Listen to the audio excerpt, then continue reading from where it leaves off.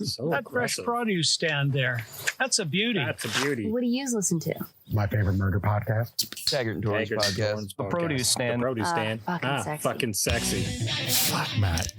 It's Thirsty Thursday, and that means we're once again hanging out at the Produce Stand, a podcast covering everything in the universe. Yeah. Fuck Kmart.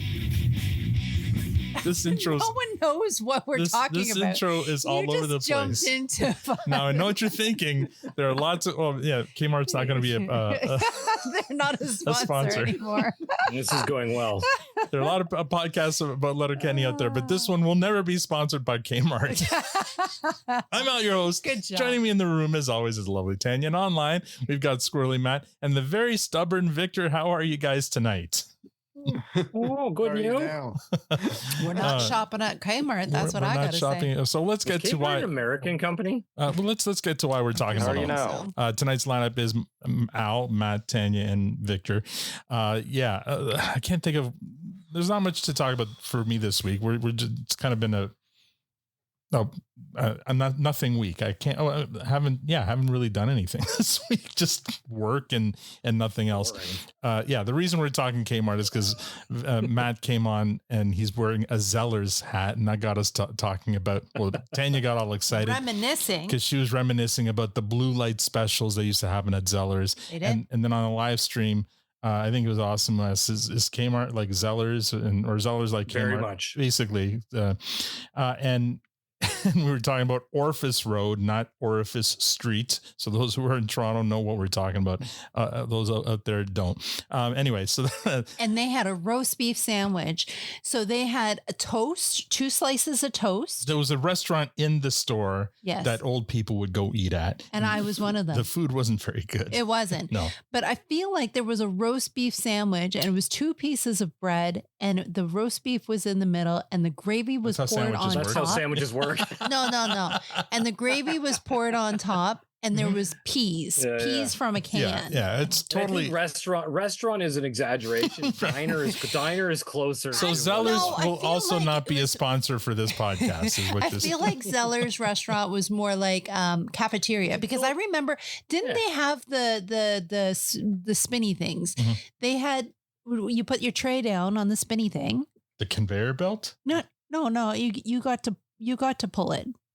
Okay, it's the manual conveyor belt. Like IKEA, where you slide the rollers. Yeah. Like, okay, do you remember the old? Okay, wow, we're gonna go. I didn't know I was gonna. I'm sorry, I would have never worn the hat. You're so triggering me right now. Much controversy tonight. Do you remember the old Upper Canada Mall used to have a grocery store in it, Dominions? Yes. And on the outside of it, you could drive up, and they would put your groceries out, and it was the rollers. And your food would be in a box, and you would get this roller, and it would, like at the beer store. Those rollers. Wasn't that at the Metro? That was in Upper Canada Mall, was it? It was at the Upper Canada Mall too. They would throw it out through a hole in the wall, and it would go on the conveyor. So and you would drive. We were socially distancing before it was even popular to do so. There you go. Oh man. Anyway, an automat. What is an automat? I don't know. Sorry, awesome. She's trying to answer your question about the rollers. Anyway, Matt, how have you been? How's your week been? I'm sorry I wore the hat. Yeah, no. You derailed the intro to this. Okay. Before we do move on, I do want to say one thing happened this week of note. We've scheduled. He's in the schedule. Tim Cherry is going to be visiting us next Thursday. At 7 p.m. Eastern. I'll live stream it. So yes, Tim Cherry is joining us next Thursday, and we're going to ask him all the questions that we've been saying that we'll ask him when we get him. So you've been writing them all down, right? Yeah. No. So on that note, any of our diehards out there who pay attention to us, please give us the questions. All the questions that we said we need to ask Tim. You could drop them in the chat. That'd be amazing. Oh my God. I have not been taking notes. Anyway, how's your week questions? My week's been it's been fine. I'm off tomorrow. We're going up to my buddy's cottage for a couple of days. I'm almost finished the new deck, the Big Deck Energy. I know I posted something about that. Yes.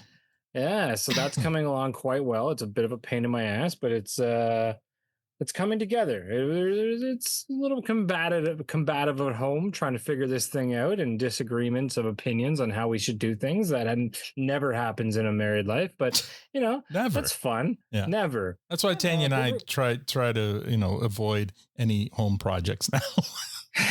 Yeah. I do much better on my own with these things, because once I get my mindset on a particular way of doing things, I don't like to be told otherwise. I don't know why, it's a thing I have. Well, the picture you showed, it looks great. Looks good. It's much bigger. So you got a deck enhancement. Yeah. We it's 16 feet longer than what we had before. Yeah. So you're compensating much. I can't wait to see it. Always. And Jen was already decorating the deck before I even finished it. I'm like, what are you doing? She's like, she was already rolling out the new rug. Well, she should trim around the base of it so that it looks bigger. It's true. Yeah, I don't know where we're measuring from, so it actually might be 18 feet longer. Does that trick even work? Measure from the bottom instead of Does it work? Yeah, it works. Yeah. But no, aside from that, it's been another week, and just I'm a few into it, and I'm ready to get into this thing. All right. Well, that's boring. Tanya, how's your week been? You've triggered me. I remember, my sister sent me a photo. Up Zellers again. Yeah. Oh my sister had sent me a photo. Did I show it to you, or was it on the family chat? I don't know. A picture of Zellers. And it was the cafeteria. Let's call it that. And oh my God, you've just triggered me, because I remember seeing it and the nostalgia. So sorry I wore the hat. Oh my God. Like I went from falling asleep to the excitement. She's wide awake. She's on a Zeller's high right now. I am really. Oh, there it is. Oh, geez. I found it. Oh my God. Okay. Wait.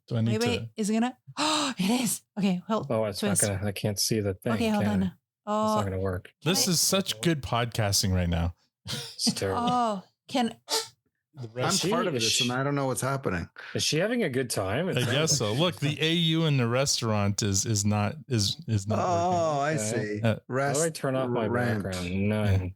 Sorry, I can't. So, look, that's from us when we went. Oh, Zed. There's a giant Zeddy out front. Okay. Wow.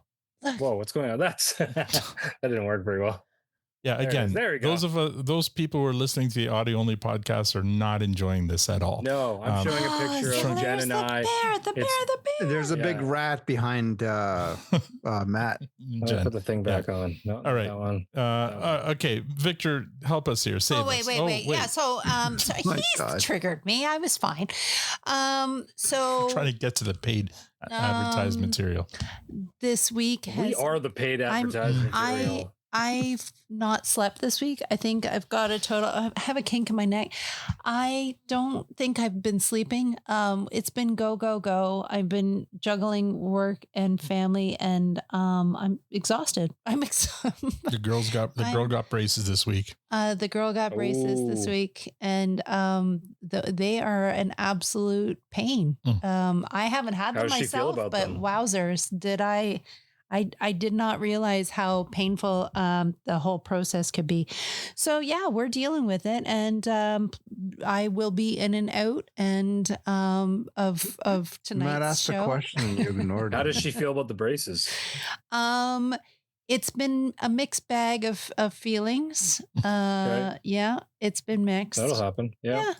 So that's what we're dealing with. My oldest he's getting his off next month. Ooh. He's had him for 2 years, so he's super excited. And then Reese, my middle guy, in a month or two is about to get his on.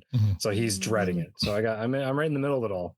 Fine. Okay, so I will reach out to you with questions as we move forward. I won't have any productive answers, but go for it. Yeah.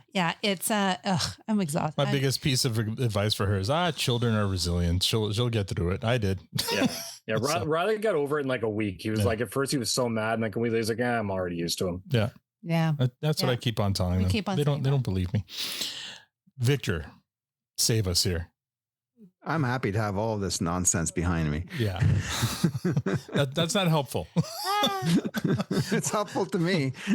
I don't need a na boo boo. I just need to give us something interesting to. Oh man. Well, I'm in the process of booking a trip to Vegas, but it's for work. But it's still a trip to Vegas. Sure. So that's Are you going to go to the Sphere? I don't know. Like, I think the Backstreet Boys are playing. There you at go. the Sphere when I'm there. Well, But or I could go to the Vegas Knights opener or something like that. One or the other. I feel like if I had the option, I would probably go to the hockey game over the Backstreet Boys. I'm thinking. Well, is that one of their songs? That's New Kids, but anyway, nice try. It's close. It's adjacent. Yeah, it's an That's adjacent not- street. Yeah. Blasphemy is what you just said. I hate that I embarrassing. knew that, but anyway, go on. So Vegas, that's interesting or exciting. Good for you. Are, It is. Is Vegas? And we're. Yeah, go ahead. I was going to ask: is Vegas still offering dollar for dollar? Probably not. Dollar for dollar. I'm not. Well, they were accepting Canadian dollar on par for a while there because Oh, I didn't know. I had no idea about that. to They attract wanted the us. tourists. I don't know. Vegas used to be fun. Like Vegas, back well before COVID, it used to be fun. You could go and like have $5 minimum tables, Mhm. right? Oh, and, yeah. It's Tanya and I yeah. spent hours at the playing. And you could Texas sit Hold'em. there for a couple of hours with $60 and just like have a good old time. And but last time I was there, it's like, wait, where are the $5 minimum tables? Yeah. The cheapest you could find was 15, and those were far and few between. It was typically $20, $25. Yeah, you got to go to That's not Fremont fun. with the old casinos for that kind of and shit. Circus was great. You could sit there. I think they had like $250 minimum. Mhm. And I think that one's closed down now. And anyway, we're going to be staying at some fancy new place called, I think, World Resorts. It looks like it's got like 20 pools in it. It's like, who goes to Vegas to go to pools? It's like, but whatever. Apparently you do. Well, I'm going to be at stupid conference sessions all day long. So, but anyway, I think we get like one freebie day there. So that'll be, we'll see. Hopefully you'll have some fun. So you'll be going over to Thunder Down Under or whatever. I don't know. Taking in the show. You don't know that? The horsey show. Is that show still on there? I don't know. I don't know what Thunder Down Under is. Oh yeah, I'm sure you do. Hey girl, It's hey. Australians. Is that a Cirque du Soleil show? No, the Australians, the Thunder Down Under. It was the men Male show. strippers. Male. Yeah. Male I don't strippers. think they strip though. I don't know. I could be wrong. Anyway, It's wrong. so and then the other trip we're booking is to Montreal again. So we're going to Montreal at the end of the month, at the end of August Very for cool. a week. Yeah, so we're looking forward to that. So busy doing that stuff, and we're still watching through. Oh my God, I swear to God, it's the best show ever written. Better what is it Breaking called? Bad. Breaking Bad. Yeah, we're halfway through season 3 right now. It's such a you're good, so crushing well it. written. Very cool. Speaking of shows, so we finished Brooklyn Nine-Nine with the girl, and now we've got her watching Ted Lasso so that she can The new catch up. season or the beginning? We're starting over with her so she can check it out. She's That'll be awesome. fun. Yeah, it's it's been great. a long enough time. I could probably easily rewatch and enjoy that show. It's so good. It's so Oh my God. definitely rewatchable and yeah. All right, let's get going. Speaking of rewatchable, let's hit this. Previously on Letterkenny. Last time we reviewed the first half of the second film of the Grapes of Wrath miniseries. This week we finish off our recap and give our final review and MVP. I've done my homework. Matt, have you done your homework? I have done it. Tanya, have you done your homework? Zellers. Victor, have you done your homework? It is. All right. Well, don't bore us. Get to the chorus. Let me share my screen. Remember this time, and my sound. Here we go. You're getting really good at this. I'm getting, well, now that we're on the last part of the last movie, now I've got I it all. never First lost faith rodeo. that after 6 years, I knew you would get it. Yeah. All right. Here we go. We pick up immediately following the infamous 1987 World Junior Brawl between Canada and the Soviet Union. Don drives home listening to sports radio where he's being called a dinosaur, a relic, and pretty much everything else we've come to expect. After his confrontation with Brian Williams, Don figures he's finally gone too far and given the CBC the excuse they've been waiting for to fire him. But that's not what he's most worried about. He's worried about Rose's reaction. When he gets home, though, Rose isn't angry with Don. She's angry with Brian Williams. For once, he tells Don he was right. Somebody needed to stick up for the Canadian players. And then the phone rings. They want Don on the national news the next day to debate the incident. Yesterday's incident in Prague has launched a heated debate in Canadian hockey circles. Did the Canadian team and its coaches behave as they should? We are joined by former NHL coach Don Cherry and by longtime sports writer Michael Farber. There we go. Michael Farber, everybody in the country seems upset with somebody on this question. Who are you upset with? I'm upset with Bert Templeton, the coach of the Canadian junior team. If he had really wanted to avoid what happened in Czechoslovakia, he would have told his players, under no circumstances should you fight. Don't allow yourself to be suckered. Bert Templeton is apparently taking the blame, and that's where it belongs. Don Cherry, who do you blame? Well, I don't. I blame the Russians, naturally. Anybody with any mind would blame the Russians. It definitely wasn't Bert Templeton's fault at all. Because what are you supposed to do? You see 20 Russians going to go at 5 Canadians. I'd like to ask Michael, right here and right now, if his son was one of the 5 and he was going to get beat up by the Russians, would he say, stay on the bench, let my son get beat up? I think not. The punishment for fighting in international hockey is banishment. Now, wait a minute, Michael, wait a minute. Now, 2 years ago, the Russians and the United States had a battle. They say wouldn't make this one look like a tea party. Naturally, the Russians are going for the gold medal, so they didn't throw them out. There was just a few penalties, and away we go. And I guarantee you, if the roles had been reversed, if they were going for the gold medal and we were out of it, and we'd have gone over the boards, I guarantee you those foreigners on that commission would have found some way for them to win the gold medal. It's not fair. That's right. Not fair. Not fair. Thank you both. Attaboy, Don. All right, let's start with that scene. Matt, what do you think of this for starts? Yeah, it's great. I mean, I'm not familiar with all that. I don't know if you dinosaurs remember that, but I definitely don't. But Dinosaurs. Fuck you, Matt. You're the one wearing a Zeller's cap. Shots fired. Shots fired. Look, I can bring back Grumpy Matt from last week if you prefer. Whatever, man. Grumpy Cat can come too. No, it's great. I mean, I think it was an interesting time, and I keep wanting to go back and watch the like for likes on this, because anything I've watched so far, his interpretation or take on Cherry has been so spot on. It's been amazing. And I know these are interesting times, and like the controversy just begins to build and continues to build with Cherry throughout this episode as well. So it was fun to see this. And I love that Rose had his back. I can't remember exactly, but I know there's a bit of a don't, like when Victor cut me off last week. It's like, oh, don't worry, she changed her mind. I think it was less around that and then him sticking up, but I'm glad she did on this one. I think it's the right place, and yeah, I don't know. It's a fun scene. Victor just has produced what is that? Grumpy Cat? A is that plushy Grumpy Cat. Where the hell did you get that? Did you get that? I just have these props around in case Matt says something interesting. And that's so. Where was that when we interviewed Brittlestar and he was telling us the story of meeting Grumpy Cat in person? I may or may not have been on that one. No, you probably didn't have that. Tan, any thoughts on that scene? Yeah, I agree with Matt. I loved the change of pace with it was no surprise that Rose would back him. But it was nice to see, because usually their relationship is her yelling at him for something saying stupid stop saying, and now she's like, go get him. I've loved every scene with Rose in it. I think she adds a lot of value to the show, and I just loved, him coming home expecting to get it, and she's got his back as it was. Victor, I mean, I'm too young to have listened to that story and understood the story at the time. How about you? No, to be honest, I was still learning English. Right. I was still learning English at the time. Yeah. But if you believe the facts, the way that Don describes the facts, and they would need to be fact checked. Yeah. It's an open and shut case.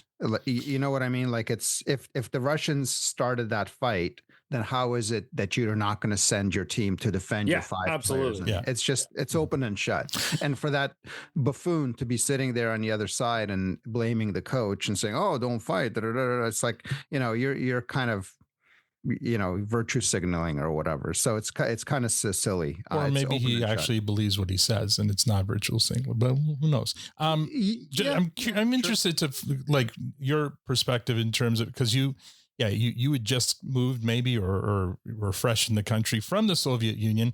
And there's this guy on Canadian national television and he doesn't have a lot. I mean, I know you aren't Russian, you're Georgian, but you're Russian adjacent.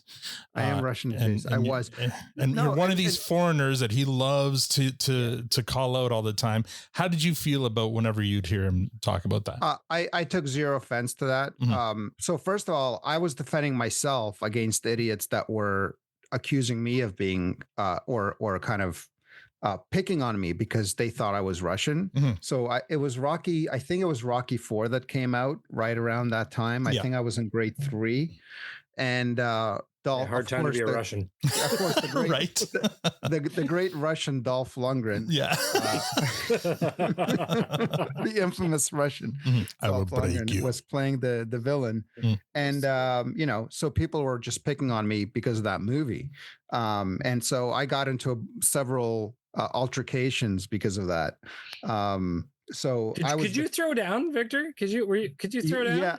So I may have shared the story in the past. So there was like a karate shark cartoon that I used to watch. I'm trying to remember. Of course you did. I'm trying to remember the name. Well, you did have the Winnie the Pooh cartel or whatever. So let's go with karate shark. I like it. Karate anyway, shark. Karate shark.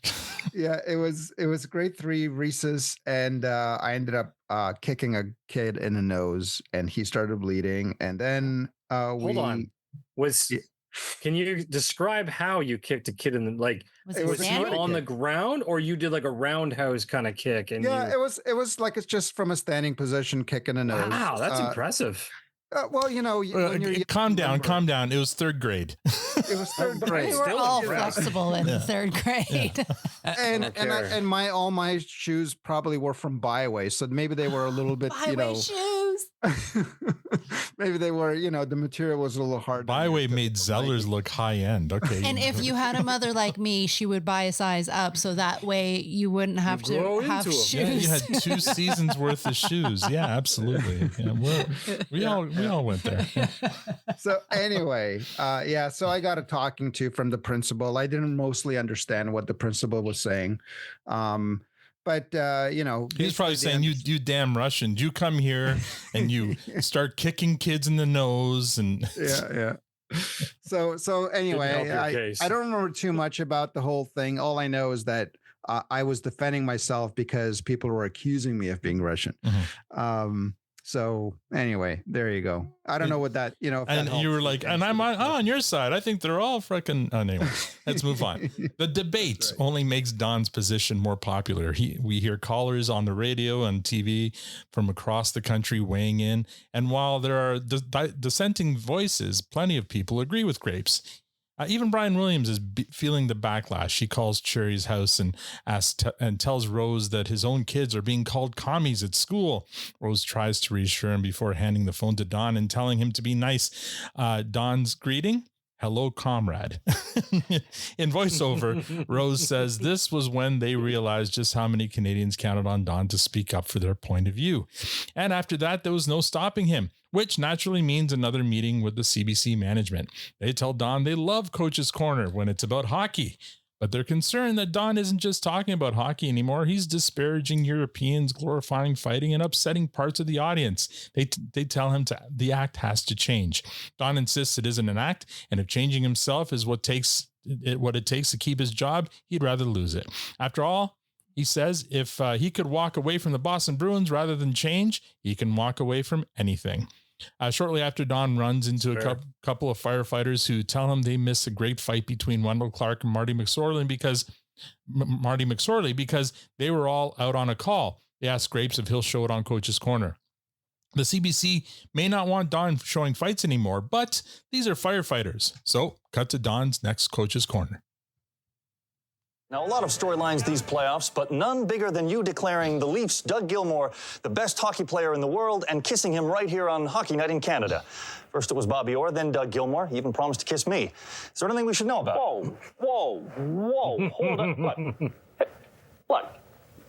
Now, I'm a guy of the 90s. Now, you see what I mean? I can kiss a guy like Bobby or Dougie. It's okay for me to kiss a guy. Now, if you start kissing guys, boy, Okay, enough of this. We got a lot to get onto. Where to begin? All right. Now, I'm talking to a couple firemen today, couple beautiful guys. They probably out working all night, -30 with the wind factor and everything. They come up and everything. They say, Grapes, how's it going? I says, hey, did you see the Wendell and Marty fight? And they says, no, we hardly ever see anything. We're always out on call. They're fighting fires, what we pay them to do. Are you going to go with this now, or? Yes, well, they said, for us, would you show it? So, for the guys that keep us safe, a couple stout-hearted firemen, I'm going to show it, all right? Okay, then. Are we going to do the song? Are you chicken? Am I chicken? Yeah, I dare you. All right. All right. Give me some men who are stout-hearted men who will fight for the right they adore. Shoulder to shoulder and bolder, I'll soon show you 10,000 more. Anyhow. Wouldn't be the playoffs without that song. All right, are we gonna, first things first here. Are we gonna show it? Okay, first things first. This is not a cheap shot. Well, no, it shouldn't have been a penalty. No, Marty could have killed him if he wanted that. Now, look, Dougie cutting through center ice like that. He deserved to get zonked like that. He's just lucky it wasn't the other guy coming through there. He'd have been in Kingston General Hospital.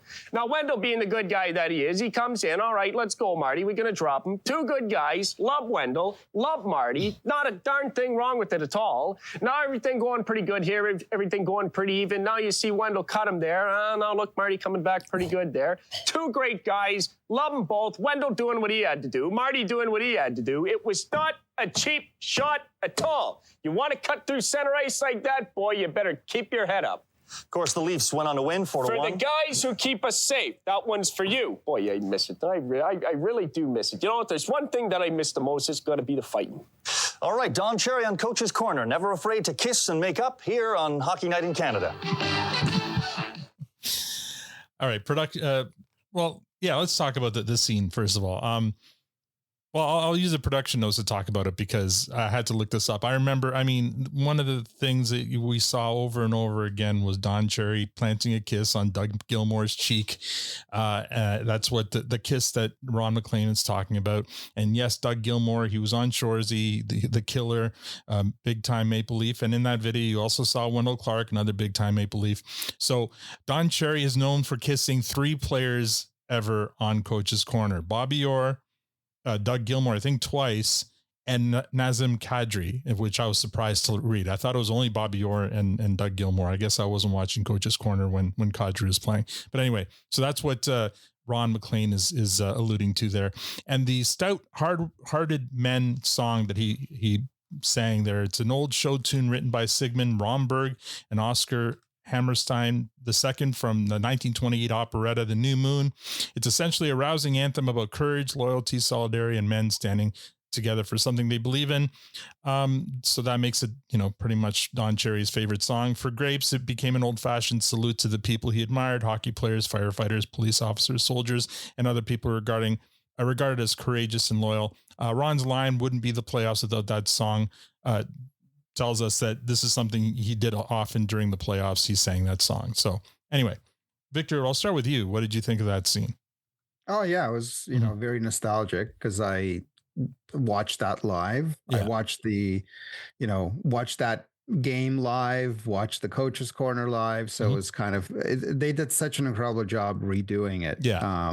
I remember that fight. I remember the specific fight because Dougie gets, absolutely. And so ironically, Doug Gilmour, who Don Cherry, one of his favorite players, but in that case, he says Doug deserved to get knocked out because he was skating through the neutral zone with his head down. And so, absolutely. Yeah. And again, that's the what happened to Matthews last year. That's the moment that most hockey fans, most Leaf fans kind of think about.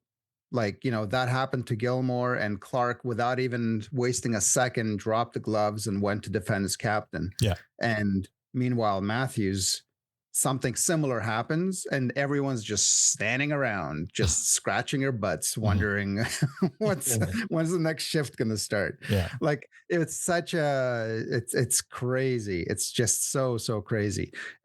Let that season go down the drain and let us start anew this year. It's very, very exciting for this new season. But yeah, that was embarrassing. And what a difference.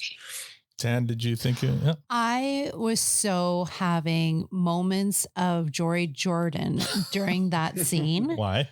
I just feel like Jory must have watched this or maybe was directed to maybe watch this, because if you watch it again, thinking of Jory Jordan, you will spot all of the moments where it's like Ron MacLean being Georgie? Yeah. George? Okay. Yeah. All right. Because he's what, egging Don on? Yeah. Okay. Yeah, a little bit. And with him, kissing, like he's like poking, he's poking the hole, and calling him chicken when he wouldn't sing the song at the beginning. Yeah, it's just how he pokes and how he sets him up, and then at the end he jabs him one more time with "We'll kiss you next week" or whatever. Again with another little poke. Yeah, it gave me much Jory Jordan vibes. Okay, Matt.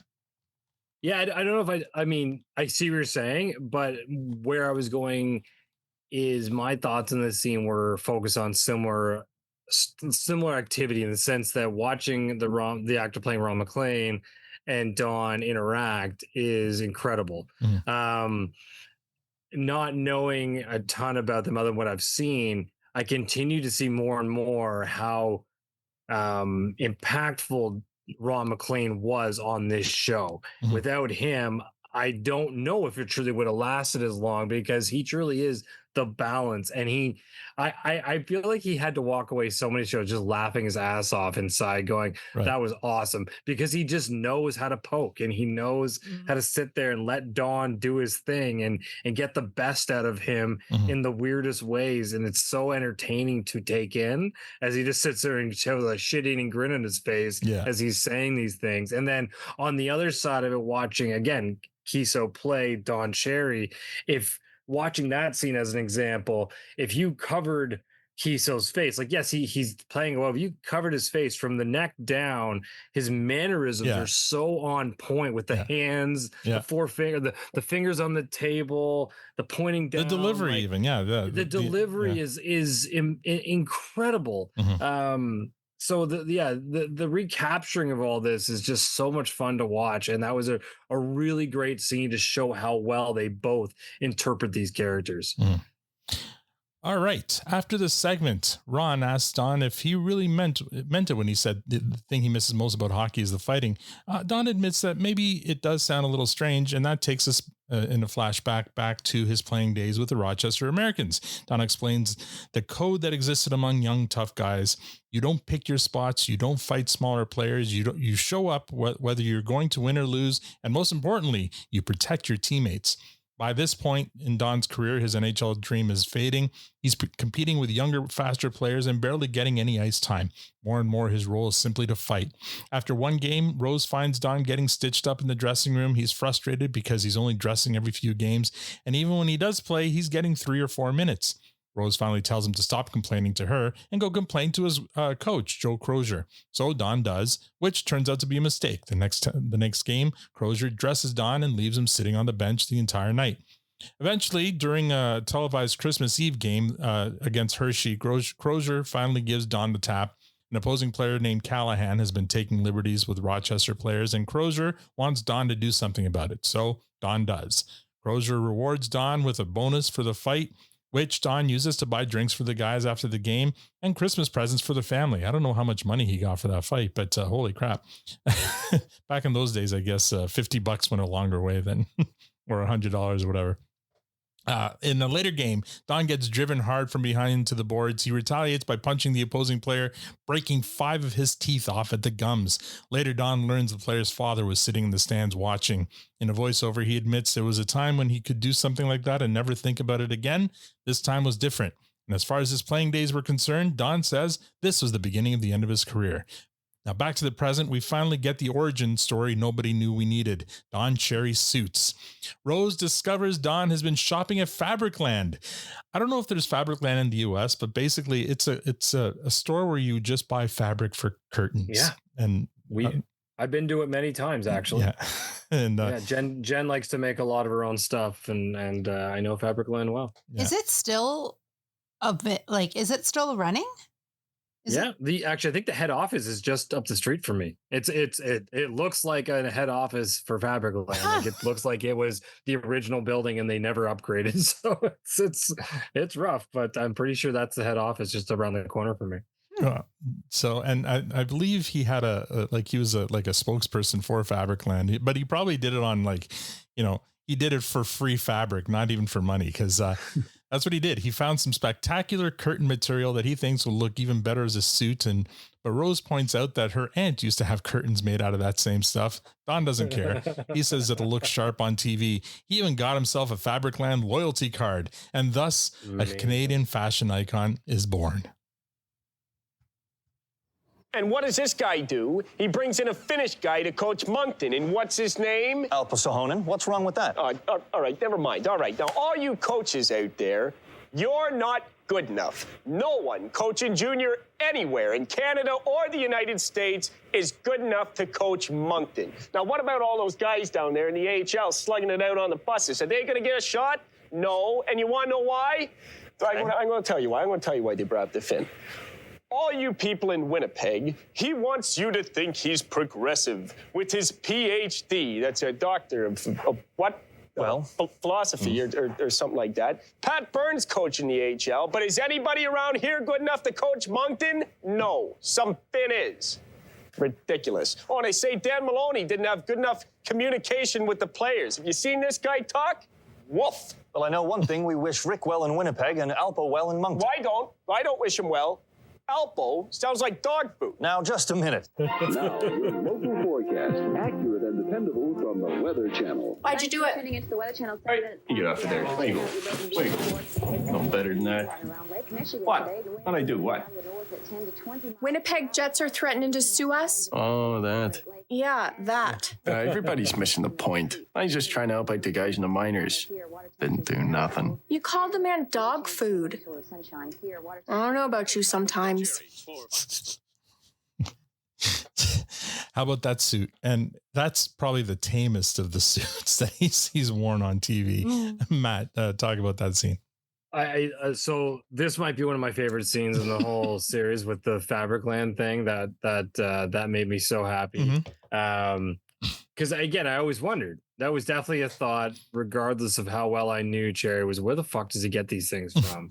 And the fact that it started off with him designing his own. No, it didn't start like he always made his own. Okay, well, regardless, I never the answer I thought was going to come forward. I assumed it was someone going, whatever, and here we're gonna dress you, and this is gonna, and then it just started getting out of control. But the fact that he is the pioneer story of his own amazing ensembles makes me so much happier about it. That is the weird fact of this series that I really, really enjoyed. And then you calling someone dog food and getting out of control. What the fuck? Like that's the standard back then that really rolled defamation suits and things like that. Yeah, I was gonna say, I don't know if you can sue over somebody calling you dog food, but anyway, that seems kind of weird. Yeah, I don't know. It's a stretch, but we'll see. I know where it goes. It's dumb, but it's still weird. Tan, what did you think? Yeah, look at all the crazy shit that happens now that people get sued for. That just seems like a nothing, especially when his name is the same name as dog food. So I don't have a dog food name. Yeah. I don't know. Again, Rose is everything. I think she's amazing. Her just the how she gives the looks, and it's like, well, what you got to do that for? Like, she looks a bit mobster wife in that scene with those glasses. She does. Too, yeah. Nice. Love it. Victor. Yeah, I mean, not much to add. It was good. It was good to see Rose again basically telling him you're a doofus. But I think I just want to go back to a scene we didn't watch, but you described it, Al. When he goes to Crozier when they're having that dinner, and so this is one of those things, we can ask Tim if how dramatized that is, because they don't present Don as an idiot, right? Like, especially when he's younger, they don't present him as a dumb person. He's definitely makes bad decisions in the moment, right? But when he has time to just think things through, he's stubborn, but he's not necessarily dumb. But in a restaurant, to walk up to your coach while he's having dinner with his, I don't know, I can't remember, were they friends, family, whatever it was, I don't remember, and then just basically start talking to him, start talking shop, and put him into a situation where, like, you're gonna have, I just feel like, you have to pick your punches, right? And pick your places to do that stuff. I just have a hard time believing that Don would actually have done that. Like, maybe why don't you wait and take him to the side and ask him, like, when it's just one-on-one and not in a public setting like that. That also doesn't sound like Don Cherry. No, yeah, I was going to say you're expecting tact from the man, and I'm not sure he has much. Very direct. I know. There's some missing dots, right? Because they presented his father as this kind of really smart, upstanding, encouraging, do the right thing kind of guy. And then we see a scene like that, and we're thinking, okay, where are things getting lost? Like, something's getting lost here in translation. But anyway, so that scene, it was disappointing to watch that scene, because there was like, Don, what are you doing? Yeah. What are you doing? Of course you're going to get benched the next game. It just doesn't make any sense. Yeah. It doesn't make any sense. All right, we'll move on. After the Alpo Sunan episode, Rose asks Don whether Hockey Night in Canada is going to get him a lawyer. Don's not sure, but eventually Don does sit down with one to discuss his options, and the lawyer explains that most of Don's criticism qualifies as fair comments. As for the dog food remark, well, Alpo actually is the name of dog food, and Alpo is also the coach's name. Therefore, according to the lawyer, it's difficult to call it defamation if it's true. Don loves this defense. As far as he's concerned, his lawyer has just confirmed that his legal strategy is simply to tell the truth. So I feel like that's a turning point in Don's career, I don't know. Next, we jump forward to 1997. Rose looks older and tired as she reads what appears to be the results of medical tests. We soon learn that she has liver cancer. She calls Tim and tells him she's making sloppy joes, then asks him to call Cindy and have her to come over too. Later that evening, Rose breaks the news to Don and the kids. Don immediately says he'll call CBC and tell him he's taking the rest of the season off. Rose refuses. She tells Don he's going on the road with Ron and doing the playoffs. If he suddenly disappears from Coach's Corner, people will know something's wrong, and that's not what she wants. Don doesn't want to leave her. He knows he'll spend the entire trip worrying about her, but Rose tells him Cindy and Tim will be there with her. The family agrees to keep Rose's illness private until while Don continues to work. At this point, the film doesn't make the timeline especially clear here, but Rose's condition eventually worsens and Don steps away from Hockey Night in Canada to be with her. Even Ron apparently doesn't know what's happening at first. She passed away June 1st of 1997 of that year. Then the movie picks up and shows us just how much the hockey world cared about the Cherry family. CBC management discusses Don's absence and Rose's passing. And then during Detroit's Stanley Cup celebration, owner Mike Ilitch, owner of the Red Wings, offers his condolences to Don and his family. And during his interview, Steve Yzerman, the captain of the team, says how much he misses Grapes because the Stanley Cup playoffs just aren't the same without him. I know I didn't clip this scene, but I want to talk about it because the movie really drops the ball, I think, in this. It does not explain the timeline very well at all. But I do love the way it showed and using real footage of Mike Ilitch saying, offering his condolences during the happiest time of his freaking professional career to take the time to give his condolences to Don's family just shows you how much the Cherry family meant in the hockey world, right? And even the CBC, who butted heads with Don often, the manager there, he says he's going to miss her, right? So it's while they kind of flubbed the part where she passes away, I think they did a really good job of showing, how much they meant to the hockey world. Victor, what did you think? Yeah, I mean, it was very jarring in terms of kind of watching the story, right? Watching the story, it's like, wait a second, who cut out a chapter out of this book? It's like we skipped a scene or something, right? They went. Yeah, it was, and obviously it was likely very intentional, because I'm sure that Tim had probably an idea. And maybe there was a family, compromise in terms of what they wanted to include and what they didn't want to include. Yeah. About that very painful part of their, family life. And that's probably what we ended up with, right? I mean, all they needed to do, some sort of a compromise. Have text on the screen just saying Rose passed on, in June. Like, they didn't even do that, though. They just cut to a scene of Don in the park sitting there quietly by himself. So we're only supposed to, But it was very jarring for like a movie and a half. She's such an integral part and she just disappears. Yeah.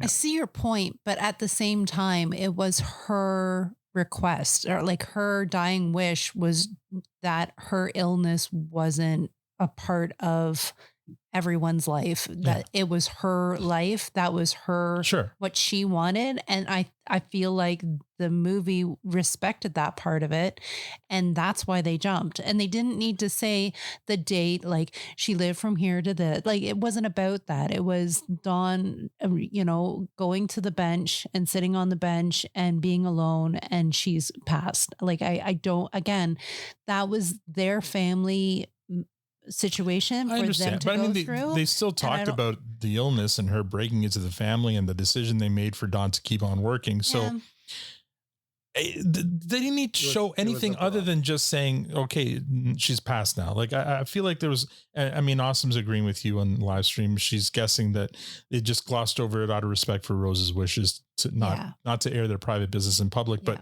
there's a freaking movie about the family. So Matt, what did you think of that? Yeah, I was very conflicted on this part. And I think I hear what everyone's saying, and I agree with bits of everything, and I hear what everyone's going for. I'm conflicted because I think there's twofold. There's one, the having Tim at the helm of this and a creator writer. He was writer of this, right? As well. Yeah. Right. It's clearly a hard thing to write. Sure. Right? It's you have the helm.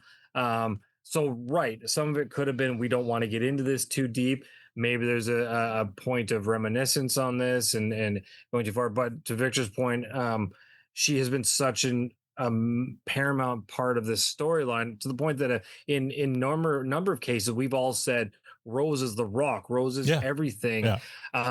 I think from a film perspective, they owed her a little bit more in terms of her send off. I really liked the real footage and how they portrayed. They could have cut to a news report. Anything. Yeah. I think they needed to spend even one more minute pre-death on her. Maybe this is. And that's just like, and I get it. There's no good answer here, but I don't know exactly what I wanted. But I feel like they really just said, "Hey, I'm sick. Bye." Like, and it's a tough one to address in any matter, because it is true story. But I think they owed a little bit more, or would not owed is the. I would have liked to have seen a little bit more interpretation of maybe the family as they approach. I don't know. I didn't need any of that. I just needed a demarcation of when it happened, right? And Awesome says at the end there's a title. I don't even need a date. There's a title card, but there's a title card at the end of the movie that says for Rose and her dates, right? All they needed to do was have that there instead of at the end. Yeah. That's all I need. Because it left you, okay, what just happened there? Why is he in the park? So doing it at the end doesn't cut it because by then the story is told. Right. It's like as you're watching the story unfold, it feels jarring. It feels off. Agreed. Yeah, I agree. So it felt like they didn't know what to do and they just moved on. Yeah. So I think for me personally, because we have a friend that did something similar, our dear friend Maxwell, he was diagnosed and he decided, same as Rose, that he did not want the end of his life to be about his illness, and he did not share with any of us. And very much his death came out of the blue for us. Shock. Yeah. And watching this, I kind of reflected back on that because she didn't want people to know about her illness. She didn't want people to remember that part. Like, she was in the commercial, she was in the show. Like, I remember her how she was in the show and not the okay. Yeah. But in this case, we're telling the story. Yeah. Like, the movie is being made. And they do talk about her illness. I mean, they could have maybe skipped it all and not talked about the illness at all and just had a screen saying Rose passed away, blah, blah, blah. And you know what I mean? They could have done that, but they didn't. They showed her talking to the kids, explaining the decision for why Dawn was going to continue working while whatever. So it's just a little thing about me. It's like, wow, that was like, to, using Victor's words, that was jarring. That's all. It was like, that was kind of I think you said it too, like it skipped a chapter. It felt like, and it left it on the table. I don't know.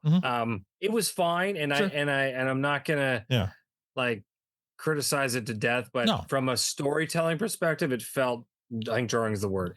It just skipped over something where I think they could have spent an extra moment and really pulled that moment together. All right. So we jump ahead 6 years now to 2003. We get a montage of Don preparing for Coach's Corner, set to ZZ Top's Sharp Dressed Man, which has become synonymous with grapes. It's basically his theme song. Don's putting on another one of his signature loud Fantastic suits. transition, by the way, from that into that. I did like this. And he finishes it off with a rose on his lapel in Rose's memory, so I believe after her death, he always wore the rose on his lapel. In voiceover, Don explains that without Rose there to rein him in, he started branching out even more on Coach's Corner, speaking his mind about subjects that had absolutely nothing to do with hockey. And we're about to get a pretty spectacular example. Before a segment, the producers asked Don and Ron if they plan to discuss the American national anthem being booed in Montreal. They do. But Don doesn't stop there. Before anyone in the control room can quite figure out what's happening, Don Cherry has moved from hockey to the anthem to Canada's decision not to participate in the Iraq War. Where do you want to go with this? I don't want to go anywhere with it. What do you... Well, everyone wants to know what you think, Don. All right. What's Ron doing? We're supposed to be going to clips here. Record show that you Buckle up. He's walking us into the Iraq War. Well, they'll only be on this for a few seconds. Well, I'm going to start by saying, God love England, God bless England, and Tony Blair, and the chips are down, they're there, Australia, and we're not there. 50 years of pride down the drain, as far as I'm concerned. Let me ask you a question here. If we had a catastrophe, or God forbid someone come along, who would be the first in line? Well, see, that's what I wouldn't base it on, Don. I wouldn't base it on our security. I wouldn't base it on economy. These are our good trading partners. Friendship, I understand. Just a minute. Let's lay the cards on the table. The troops went over to Afghanistan because the fighting. Okay, let's move on. In Iraq. Let's get that straight. Don, that's ridiculous. Yes, sir. We're talking about a nation who has come to our rescue so many times, and when they need us, we're not there. But is that any reason to sell our soul? We're not selling our soul. We may be. A few seconds, huh? Ron. Get off it now. No, we're not moving on. Don't worry about it. He's blowing us off. We're just riding their coattails is what we're doing. They just need a little moral help. If we can't send anybody, at least send some moral help. Well, that's when the Prime Minister got into trouble that day when the war began. Ron, you got to move on. It's got to be now. What if it's the wrong thing to do?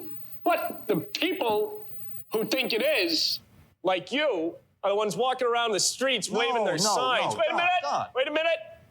And the ones who think it's right, like me, are the ones laying their jobs and their lives on the line. Now, Don, you know that's ridiculous. Talk to me, Joe. Ron doesn't want to move on. Make this stop. Fine, I'd love to, but what can I do? Go to black? We're in it.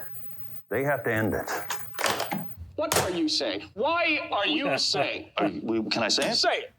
Sometimes it's important to stand back from the herd and, as a good friend, say, I don't know about this action. Okay. So if I was in a fight in a bar, you're just going to stand back. You wouldn't help me out. Of course I'd be there, Don. Of course I'd be If there. I was wrong, you'd say, yeah, he's wrong. You're with your friends, right or wrong. You're with us or you're against us. 40 countries joined the coalition, and we didn't.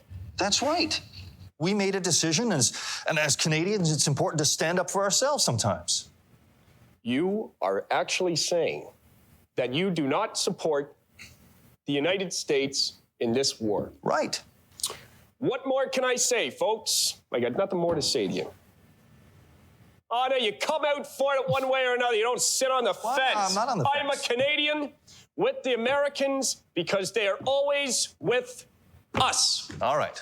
Ties with the If anyone's U.S. got a job for me Monday, I'd be happy to apply. You'll be fine. Come on. That's what we're all worried about. You know that. Maybe we'll all be looking for jobs on Monday. Don Cherry on Coach's Corner. Hockey Night in Canada. CBC. All right. Wow. Yeah.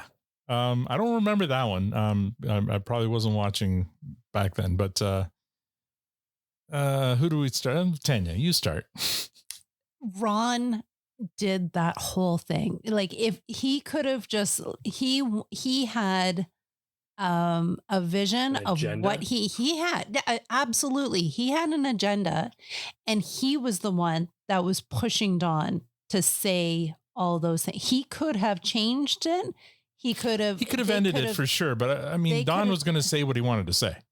I don't think Ron was pushing him. No, Ron was pushing Well, right him. out of the gate, though, Ron's like, let's talk about this. Like, you want to talk about this? Like, yeah, let's talk about this. because Ron prolonged it. He prolonged it for sure. Yeah, he prolonged it. Yeah. No, he stoked it right from the get-go. Absolutely.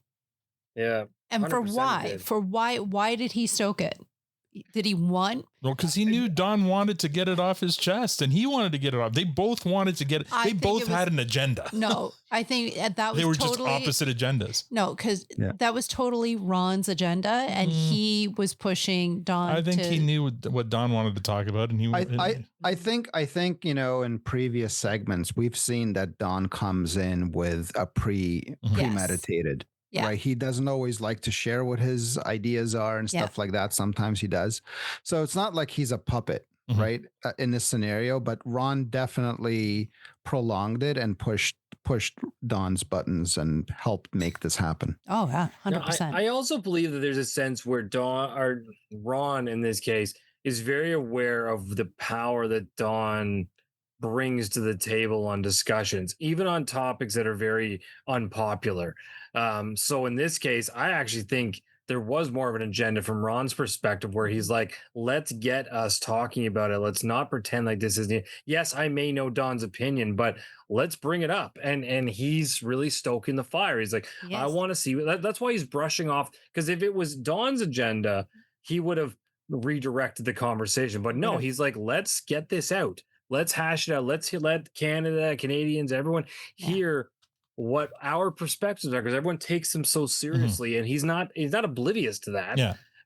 So I definitely think there's moments like this where Ron was like, this is a huge opportunity to have our voices be very and it was a public balanced on a segment very because unpopular topic. they were both on different sides of the coin. Other sides of it. And I love when Ron said, I'm not hedging I'm not sitting on the fence. I'm telling you exactly how I feel. And Don, you are too. So you know what? I don't have much of a problem with it because it was on like they were both. There is a problem with it. What's that? Coach's Corner. Oh yeah. Exactly. Well, there's that. Yeah. They don't talk about hockey. Yeah. It's Coach's Corner. And they didn't spend a second talking about hockey. I think that may have been the only Coach's Corner where 100% of the segment had nothing to do with hockey. And so I think that, and you know what, like that you start all the things that people are starting saying about him in terms of in his older age and towards the end, like he's this old senile man and he should stick to hockey and whatever. It wasn't him. Like he was staged to do that as well. Like it wasn't just him coming in, I'm going to be controversial. Right. It was everybody was positioning him to be controversial. Well, yes. Sorry. I was going to say, even right? in the control room, you see a very different control room than earlier years, where they were all like their heads in their hands going, what the fuck's he talking about? In this case, you had the female producer. She's like, oh, let him get it off his chest. He'll get it. Let him do, like, they were a lot more willing to let them say what they wanted to say before cutting it off. Not the guy on the phone, but the people in the room, the producers in the room were. But then when Ron was saying that he wasn't going to get off of it, they knew that they lost control because Ron was in control. So, I mean, to Victor's point, there's blame to go everywhere. So, but yeah, and this was probably one of the more. It's also, though, interesting to me, though. I wonder if Ron got in trouble for that because he probably did. Yeah. He's the one. He might have gotten in trouble, but the guy in charge, I'm not sure we know his name, but who ends up not being the man in charge and in the 11th hour, spoiler alert. He clearly didn't like Don. And so he would have used that situation to go down hard on Don versus Ron. Right. Yeah. Well, let's move on. Backstage, the producers are furious, but one of them finally points out the obvious. Don Cherry's been on Hockey Night in Canada for almost 30 years. For better or worse, he's become a Canadian icon. Maybe it's finally time for CBC to stop trying to change him, either fire him or support him. Fast forward to 3 years later, and Ron and Don are still at it. This time during a discussion about visors, Don makes comments about European and French players that trigger another national backlash. The Bloc Québécois condemns the remarks. Politicians weigh in. CBC publicly reprimands Don, calling his comments inappropriate and reprehensible. And for the first time, CBC announced that Coach's Corner will no longer air live. Then Don gets called into another meeting. He's told he won't be covering the World Cup anymore. And more importantly, this will be his final season on Hockey Night in Canada. CBC wants to send him around the country on a farewell tour. Don refuses. Instead, he proposes that they keep the firing quiet until the Stanley Cup final. And then when one team is a win away from the cup, he'll announce on Coach's Corner that he's leaving. He'll thank CBC for all the years. CBC looks good. Don looks good. Everyone wins. But Don offers one warning. If word leaks about CBC firing him, there will be trouble. The executive asks if that's a threat. Don says, no, it's a promise. So CBC agrees. John Cherry's final season has finally begun. Except it isn't. The season ends. Management changes again. The executive who wanted Don gone disappears, and his replacement wants to renew Don's contract. So after decades of CBC executives trying to figure out what to do with Don Cherry, Don has finally somehow outlasted another one. For the final sequence, the movie brings Don back to where everything started. Minor. Hold on. Oh, go on. Before the one comment I loved in all that mess was that when he's narrating and he goes back to like the very original episode where he's like, and he references CBC executives are hired to be fired. Yeah. Right? Yeah, it's true. Yeah. Anyway, let's see. Final scene. Oh, yeah. So Don and Tim are watching a kids game from the stands. One team is dominating 4-0 and celebrating every goal with elaborate celebrations. Don hates this. He thinks they're embarrassing the other team and acting like prima donnas. Soon it's 5-0, but Don still insists the other team's going to come back. Tim bets him they won't. Between periods, Don walks through the arena signing autographs and talking to young players. He meets a man whose brother is serving his 3rd tour in Afghanistan. The man thanks Don for his support of the troops and jokes that the soldiers want to know when Grapes is going to run for prime minister. Don laughs off the idea. He's too good on TV. Back to the game. With 3 minutes left in the third, the other team has somehow battled back to within a goal, 5-4. Then they score 2 quick ones and win it 6-5. Don was right, and Tim has to pay up. After the game, the coach of the losing team recognizes Don and asks Grapes if he would come into the dressing room and give his players a little pep talk. Don agrees, but it doesn't go quite the way the coach expects. Listen up. Someone wants to have a few words. You guys are jerks. An absolute joke. And you know why? Because you act like prima donnas out there jumping around with your swoops and high fives. It's 5-0. You know, those guys, they got half the talent that you guys got, but they got pride. They showed heart coming back like that. You're pissing everybody off. Even the rest are pissed off at you. Why do you think you're down a man the entire time? Just jumping around like a bunch of Brazilian soccer players out there. You're a good club. So smarten up and start playing like Canadians. And you're at the helm of this ship. I expect you to clean it up. Good. Not quite. Not quite what they expected, eh? No, not at all. Matt, what did you think of that scene? That's awesome. I mean, I mean, if that really happened, that's amazing. If that's kind of pep talks that that he dove in and gave, wow. I think there really isn't words, but I love that coach immediately went, oh shit, like this was the look on the coach's face during that anti-pep talk that Don was giving in the locker room was pretty priceless. And is that Tim that's with him? Yeah, that's Tim. Yeah, and Tim's reaction, like he knew it was going to be a bad scene right away. Oh yeah, when the coach first asked Don if he'll come in, Tim was like, maybe we should go, and Don's like, no, I got time. Yeah, Tim's like, oh fuck, here we go, and like his look during is like, well, this is what you asked for. Be careful. Right? Yeah. That was awesome. Yeah, there was a nice little touch there at the end when Don's walking out after he tells the captain of the team to smarten up, whatever. His hand's doing a little bit of a shake or something as he's walking out. Just one of those like little unconscious touches that show how like that he's aging and he's moved on in his life there. Victor, what do you think of that scene?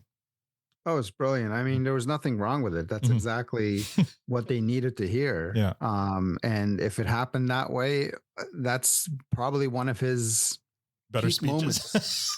Yeah, maybe one of the best speeches ever, right? Like it was, because I'm sure those guys, I mean, I'm sure every single person in that room took that to heart. Sure. You know what I mean? Like, because it's not some guy off the street. It's at that point, it's Don Cherry, right? Yeah. At that point in a hockey world, it's the coach. He's the coach. He's the voice of God. Like he is, he's talking about hockey. God damn it. Yeah. You know what I mean? Like, so he probably had a huge impact on everybody in that locker room, especially the captain, and maybe even that stupid dumbass coach. So, right. Now, I mean, it was a great scene. Often in these kind of biopic films, these scenes are maybe an amalgamation of different times or whatever, different scenes kind of thing, right? But if it happened exactly like this, there's no way in hell any one of those players in that locker room has forgotten that moment. That's like a burnt in moment. That's a core memory. That's a core memory for sure, right? Tan, what'd you think? Yeah, I didn't realize that was Tim either when they were at the rink side, and I thought they were scouts or he was with a scout. Well, Tim was a scout. That's why they were at the game. Yeah. Oh, well then I got half right then. Mm-hmm. I really loved it because he was in his elm of being a coach, right? Yep. And the first thing that you would think any sport, like what they learn is good sportsmanship, and they were shitting the bed on it. And it was insulting and terrible. And he did a good job putting them in their place. All right. Matt, did I already asked you, right? Yeah. Okay. So afterwards, everyone has left the arena. Don and Tim are standing together in the empty rink, and we get our final scene. Geez, Dad, why you gotta throw hand grenades everywhere you go? That's what your mother always used to say to me. Yeah, well, Mom loved you to death. She always said you were a tough guy to be around. Well, I think that deep down she liked that edge. Too late to change now. Geez, Tim, listen how quiet it is. After all that noise. So much eerie. I don't know what it is. The smell, I don't know. I just love an empty rink.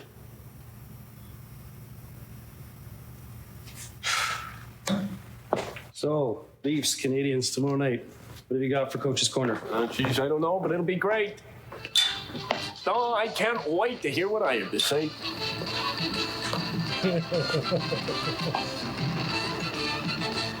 Good. And that is the end of the Wrath of Grapes. All right. Before we get to ratings and stuff, we'll just talk quickly about our first impressions. And I guess I start. I find that ending kind of non-eventful. I mean, it was kind of a nice little speech he gives there, but the ending was like when it ended, I was like, oh, that's it. Like I was waiting for something bigger to happen. And when it was just that, it was kind of like, So it was a bit of a meek ending compared to the rest of the series. But it was enjoyable. I mean, I'm probably going to echo what Matt's probably going to say. Loved every scene with him and Ron.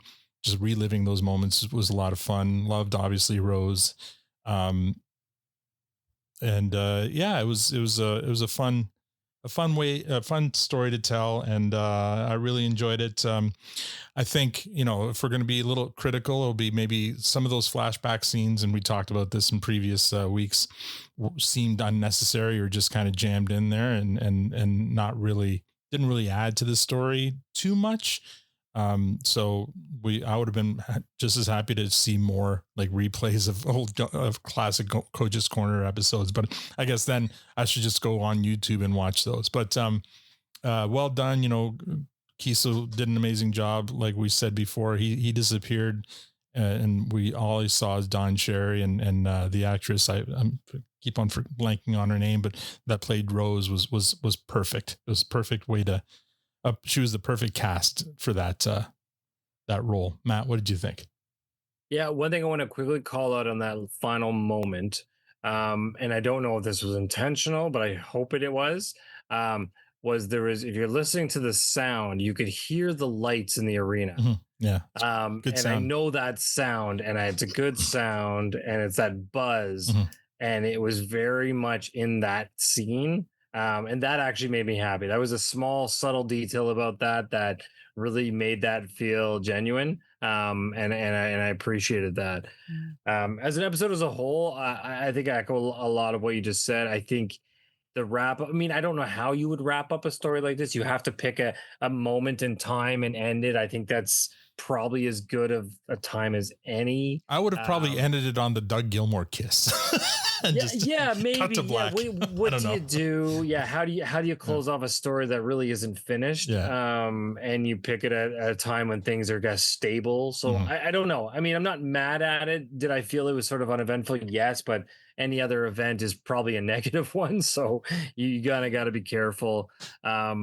I also agree that the flashbacks in this last episode I didn't find necessary. The only one that felt necessary for a moment, that I also think it sort of conflicted with, I think its point, was the one in this half where they flash back to his fighting and when he knocked the guy's teeth out, right? Because it came right off of a scene where he was talking about and endorsing fighting. Yeah. And that's the thing you miss most. And then they cut back to him fighting, but then in that same scene he knocked the guy's teeth out, and he kind of like, that was a turning point. He talked about that being a turning point for him. Like almost he realized that, fuck, like that, like he felt bad for the first time. He felt bad for so it almost conflicted with his opinion of what he missed most. So I think it was a weird choice.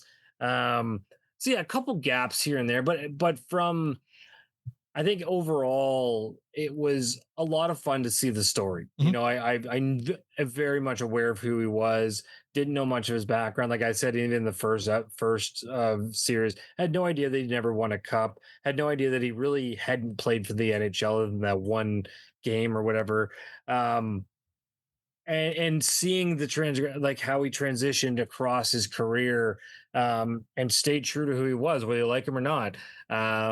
Was pretty interesting to take in as a Canadian, and as I know he's such a figure in our culture. The only thing I felt was maybe missed, and whether it needed to be covered or not, but I thought it would have been kind of fun if he really wanted to elaborate on his love for fighting, was I wish they would have tapped into the Rock'em Sock'em series a bit. And I'm talked about surprised that they a bit, did. right? Yeah. Because I think that was 92 when they first released that. And that became such a yearly or however those came out like twice a year. Yeah. They were such a big It was a Christmas series. present. Yeah. Put it in your Everybody stocking. who was a hockey fan got that for Christmas. My buddy whose whole family lived and breathed hockey, we'd watch Rock'em Sock'em every Christmas morning when his dad got the new version of it. So I definitely know it. It was such a fun series. If you ever want to go back and see some of the greatest hits and greatest moments in hockey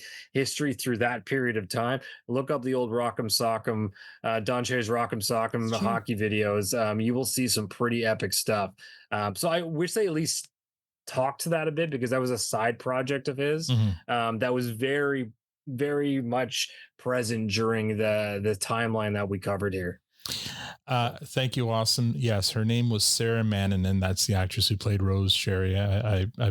My bad for not having her name on the tip of my tongue. And no, I'm not shipping Dawn and Dougie Gilmore, but it's just a memorable moment that would have been maybe a fun way to to cap off the episode or the movie. Tanya, what did you think overall? Yeah, I was going to say Rock'em Sock'em, Matt.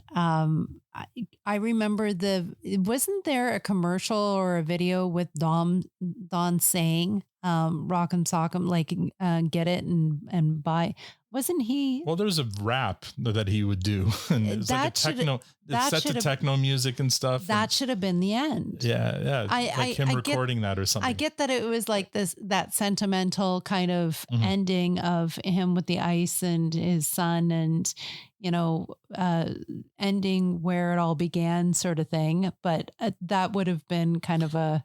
And I mean, normally I would say maybe it was a music rights issue or whatever, but I believe Don and Tim's production company own the rights to Rock'em Sock'em, so they should have been able to use it. We'll have to ask that question to Tim, why that wasn't included. I feel like other biopic movies might have had a moment at the end there where Don is looking at a picture of Rose and thinking back or doing something like that. And I bet again, out of respect for Rose's wishes, they didn't end it that way.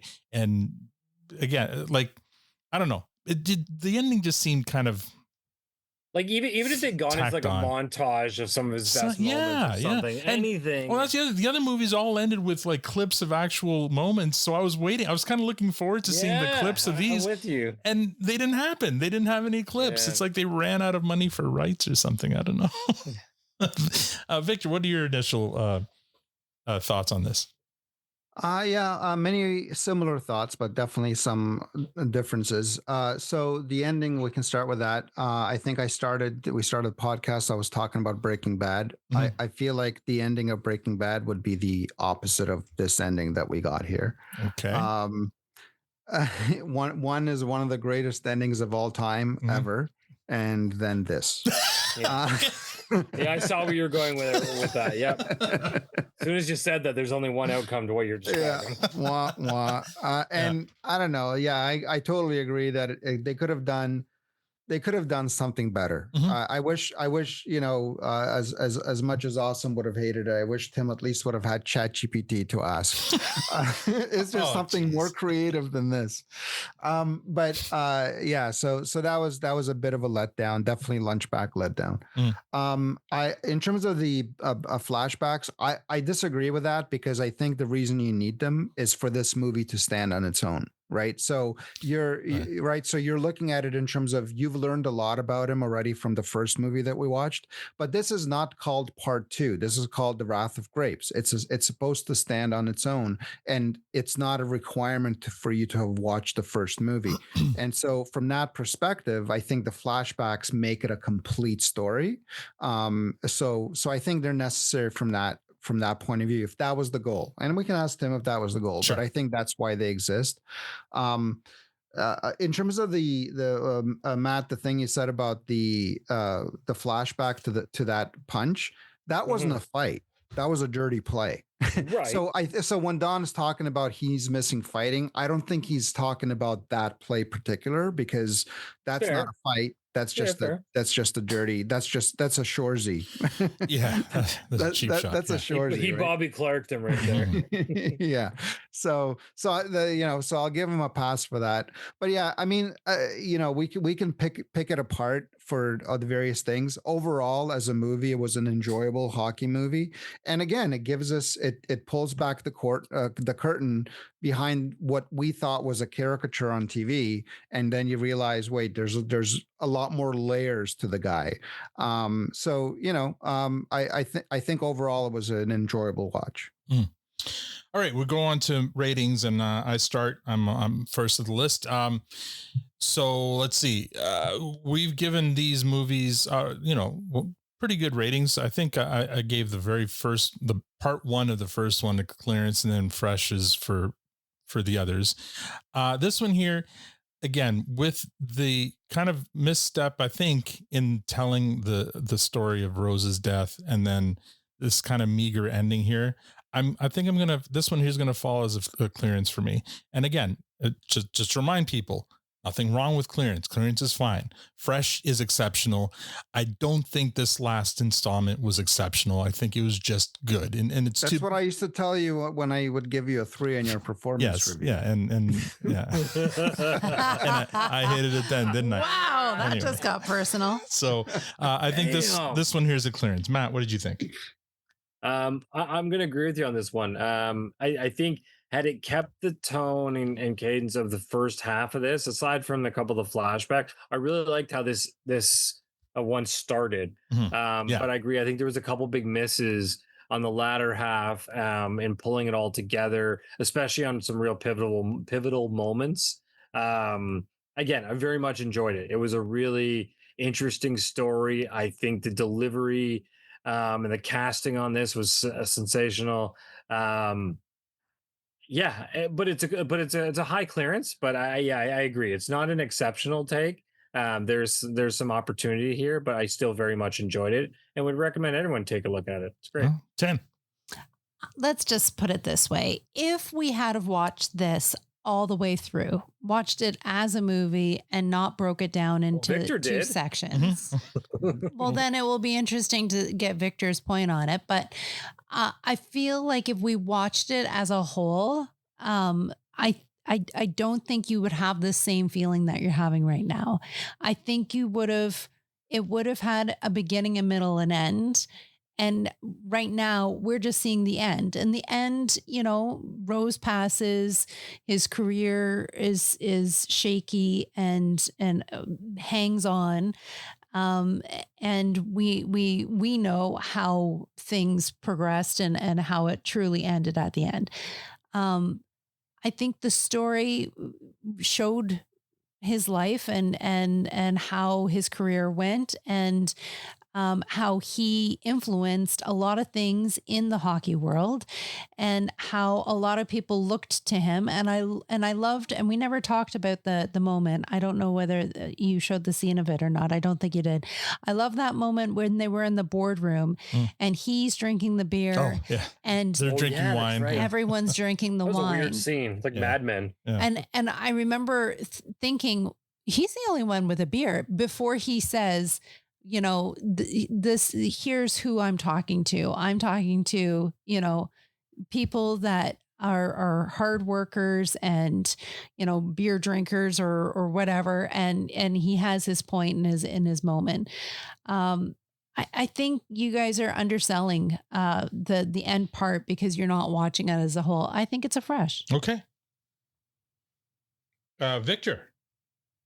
It's an easy fresh. I mean, I would almost argue that as a movie from beginning to end, even with the kind of all the nitpicks you have about it, I think it's a better movie than Keep Your Head Up, Kid. Keep Your Head Up, Kid. You learn a lot more about Don Cherry's career as a hockey player, which is, I think, important.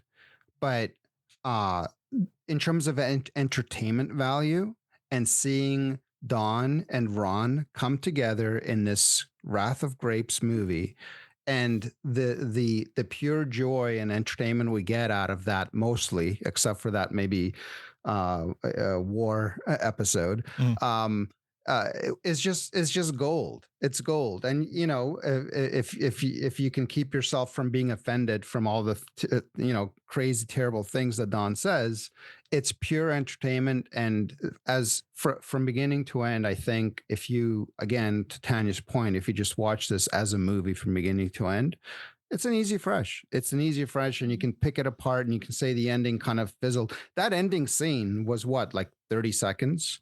You know what I mean? Like, yeah. if the ending like was like, oh, was just a dream, and so it's like, wait a second, I just wasted 2 hours of my life. Yeah, no, I get that, how 30 seconds could ruin a movie that way, but it didn't ruin the movie. It was just like, wait, that's it? Can I have another scene? Can I have a montage or something? Something. It doesn't dismiss everything we just watched, right?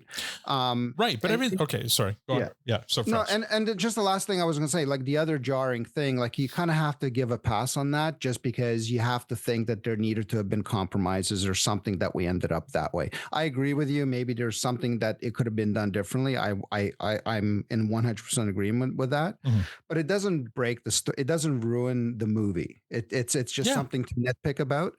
Overall, it's a movie I would recommend in a split second to any hockey fan and anybody that wants to learn a bit about Don Cherry. And I think it was slightly more entertaining than the first movie. So there you go. Okay. We're moving on to MVPs now, and back up to me. And this is easy. And I feel like I've avoided giving it to him for all the first 3 movies, but I got to give it to him finally. And that's Jared Keeso playing Don Cherry. I mean, he is definitely the MVP here. Just again, he disappeared and Don Cherry was there. I don't want to insult it by saying he was an impersonation. He embodied Don Cherry, not just wholly, but like in young age, old age. He did a great job. And when I heard Tim talking about it on Toronto Mike, like that, how obvious a choice he was to play the role. He was right. It makes complete sense. And so definitely my MVP is Jared on this. Matt? Yeah, I'm not going to add any more. It's Jared. He needs the respect on this one, and it was just so much fun to watch. So absolutely, it's Jared. Right, Don Cherry. I agree with you guys. He did a phenomenal job. I think I gave it to Keeso before. Or maybe I know you wanted to, but actually, I think I've been giving it to Rose the whole time. I loved Rose in the. I did. I loved Rose in this. She's great, and I know she got MVPs from all of us at some point. Yeah, but yeah. Sorry, Jared. You did a great job, but it's got to go to Rose. She did a phenomenal job, and I love her in Don's story. Victor. Yeah, I can't argue with that, but Grumpy over here convinced me, and I was on the fence, but we both agreed that dumb. We both agreed that dumb. We both agreed that something dumb. It's Blue. It's got to be Blue. Okay. I mean, Blue was so good. He was so good. I mean, such a good boy. Such a good boy. In that commercial, he was so good. Like, when he comes into the scene, when it's like, we thought Don was going to be the bad guy. No, it was Blue. And then Don comes home and Blue's sitting on his chair. Like every scene that Blue has, and remember, this is not CGI. This is a dog actor. And it's not actually Blue, but this dog, no, you don't say. It's not actually Blue. Well, I don't know. It looks just like Blue, and he embodied the character. He embodied Blue, and and I feel like he did a fantastic job, and he's got to be called out for it. And even the Rock'em, like one of the biggest things. Right. Blue was a girl, by the way. So that's okay. We had a gerbil that we thought was a girl the whole time until unfortunately she passed away, and then the doctor told us that actually it's a boy. But the good news. Hold on. You took your dead gerbil to the vet after? Well, because we weren't sure she was dying, and so we took. By the time we brought her to the vet, one step further, you took a gerbil to the vet at all? Have a heart. Anyway, buy a new gerbil. An important part of the family. It was a rescue. Mm-hmm. My son rescued this gerbil, and but her name was LeBron or Bronny. And so so the whole time we thought, and we addressed her as a girl. Mm-hmm. And then on her death day, we found out that she was a boy, and I guess the name fits. So it's all right. But where was I going with that? How much was that vet bill? We are always asking ourselves that question about you, Victor. Yeah. Where are you going with any of this? Yeah. So anyway, we both agree that it's blue. And by the way, Rock'em Sock'em, one of the best parts about Rock'em Sock'em was blue. Mm-hmm. Very big part of the opening segment, and it was on the show. I believe that Blue did pass away, and that was a very sad thing that happened in Rock'em Sock'em, because then you started having the Rock'em Sock'ems without Blue. But Blue was a very big part of the actual Rock'em Sock'em show. So, but Blue wasn't in. We didn't talk about Rock'em Sock'em, so it doesn't qualify in that. Just settle down. I'm saying that it wouldn't have been great if they. I'm agreeing with you that if they ended with a montage of Rock'em Sock'em at the end, that would have been fun. Mm-hmm. But and Blue again would have played a fantastic role doing that. But Blue definitely gets the MVP. Awesome wants to remind Matt. Convinced all of us.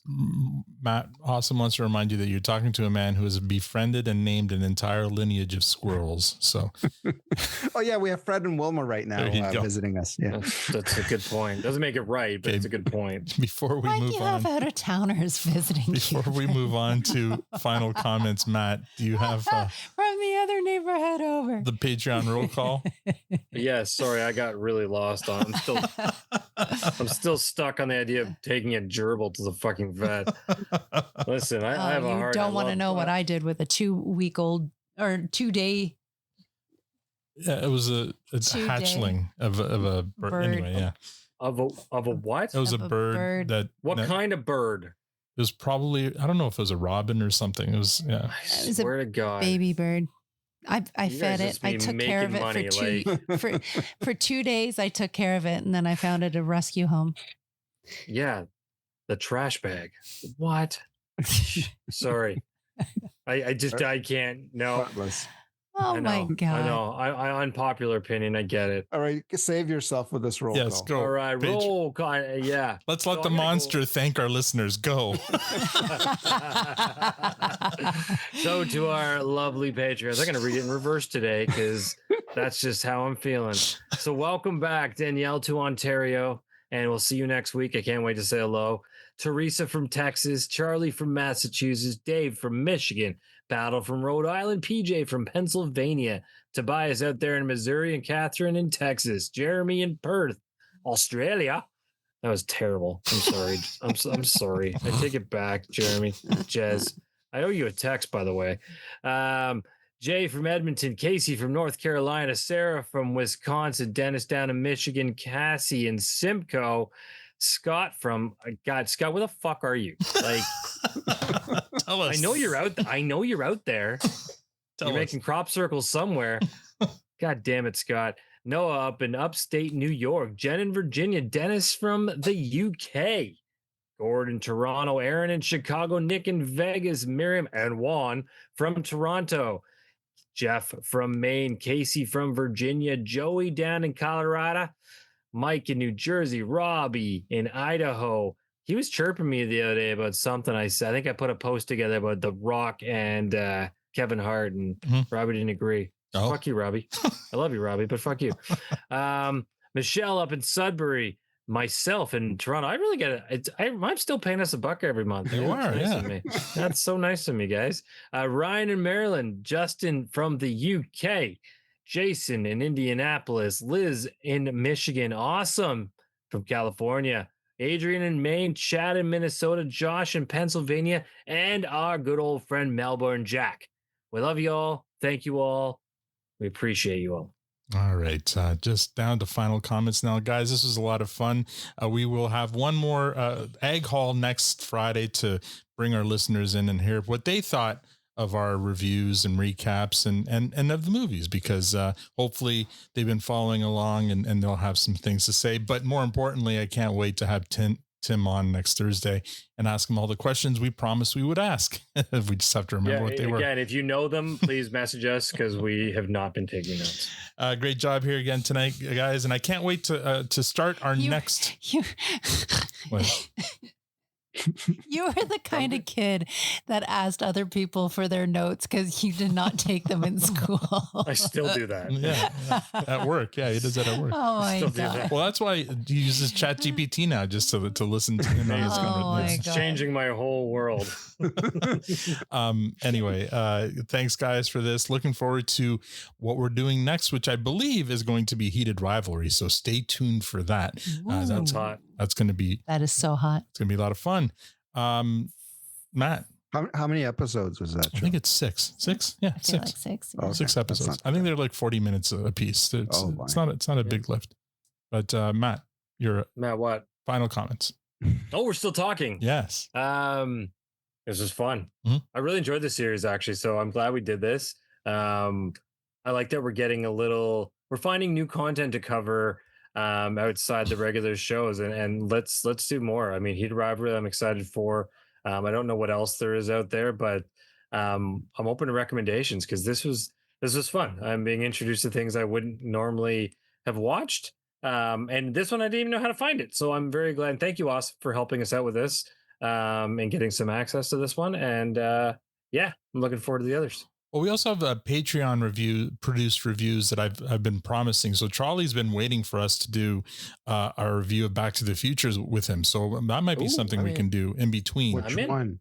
The first one. Oh, yeah, don't touch the other ones. Yeah. Well, the third one wasn't bad either. It's the second one that was kind of Lasso. Yeah. Ted Lasso. There's probably a podcast. I'm sure there's a million podcasts. I would love to, but I think we're more okay. in indie. Well, and it's not universal. It's got to be somehow adjacent. So, yeah. You know what I wouldn't mind doing, and I haven't seen it yet, but because it's connected to New Metric, was the Ben Johnson storyline. Yeah, I want to do that one. And I talked to Mark Montefiore about that. I want to do it once they get US distribution. They still don't have it. Okay. But he said it's coming. So once our American listeners can watch it, then I've heard that's great. I definitely want to cover it. Watch it. Yeah. So definitely doing that. So are you done your final comments? Yes. 10. Yes. I recall that there was rumors on extra content for the Don Cherry shows. Oh, those interviews. Maybe we'll do those at the Egg Hall if they're not too long. How long are they? No, they're short. They're very short. Oh, perfect. So we couldn't do a whole show about it. No, it's so too short. We'll save them for the Egg Hall. You'd be surprised that we can do a whole show about it. I know, right? It's so true. I don't know. Have you met us? Yeah. Is there content there, or does the content would it be good to watch it before the interview with Tim? Or yeah, that's a good point. Yeah, maybe. Well, we can. I would recommend you do a little homework before the interview with them. Yeah. So let's watch it before Tim. We will. But we'll also watch it with our listeners on next Friday. And then maybe some Rock'em Sock'em, I think, should be part of our Egg Hall. Sure, we can. Oh, we can review Rock'em Sock'em. Oh boy, how many editions of those were there? Like 20 or 30 of them? Like there was one every year for many years. Yeah. It was the stocking stuffer. Yeah. And we could buy it at Zellers. Kmart. It was all Kmart. Final Pretty comments. sure it was Kmart. There were 23 official volumes. Yikes. Where were they sold? I don't know. HMV? Zellers. Yeah. Zellers? Yeah. I feel like they're all available on YouTube now. Maybe Byway back then. This was fantastic. Awesome. Thank you.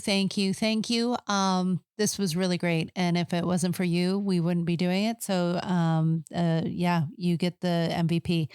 I think this was a lot of fun. I love seeing Jared in this role. And again, no offense, Jared, that I pick Rose, but you did a great job. And this is a lot of fun. Can't wait to do more stuff like this. Victor, final comment goes to you. I bought the Sega Genesis at Zellers. Thank you for your content. And that's all we have. Let's get it inebriated for the after party. No, I'm just kidding. That's it. No, you should have ended right there. I should have.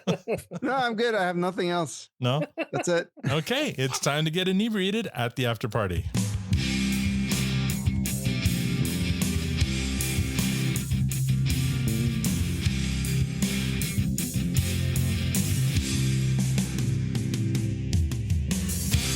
That's all we have for this episode. Next week, we will welcome Tim Cherry to the produce stand on Thursday night, and then our listeners will join us for Nag Hall Friday, so we hope to see you all there. Until then, if you'd like to support the podcast, become a patron. You'll get a shout out on the show, exclusive bonus content, early access interviews, and your own ad-free podcast feed. Another great way to support us is by telling a friend about the podcast or leaving us a review, and don't forget to follow us on Facebook, Instagram, and Blue Sky at Produce Stand Pod. Shout outs, as always, to our buddy Ian Service for the live stream and to our friends at the Sonar Network. Our intro and outro themes are by Poise for the Worm. You can find their music on all major streaming platforms. Thanks for joining us. We're headed to the after party. On behalf of Grumpy Cat, Victor, Tanya, Matt, and myself, thank you for listening and have a great week.